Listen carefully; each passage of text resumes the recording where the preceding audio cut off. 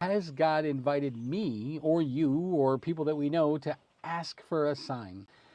Ahaz said, I will not ask for a sign and I will not test Yahweh. He refused them all. Remember, to ask is to seek God's will.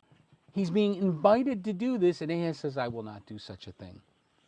Ahaz is a wicked and idolatrous king of Judah, and he is saying, I will not seek God's will. So when he says this, it's not just, I will not ask. He's literally saying, I will not seek the Lord's will.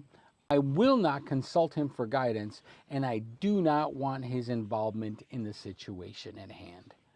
This is the level of rejection and rebellion that Ahaz is exhibiting towards the holy God of Israel. So when he does this, I want you to know when God says an invitation to Ahaz to ask for a sign, this isn't an option. This is a commandment. This is an instruction. And God was saying, let me show you I can be trusted. Ahaz refused and said, I'm not going to do such a thing. And on the surface, this might sound like he's being holy or a bit pious. But thinking maybe we might even consider like Deuteronomy 6:16 that says, "Do not put the Lord your God to the test." So if as I'm wrestling through this, when I read it to you the first time, how do you reconcile these differences, right? How do you go?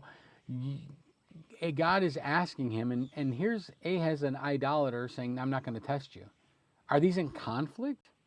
No, I think it's important because I think there's a message behind this, right?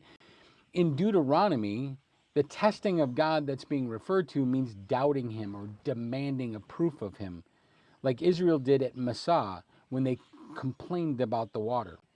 In Isaiah, though, it's the opposite. God himself is offering the sign. To ask would have been obedience, not rebellion. What did Ahaz really mean? He didn't want to seek God's will.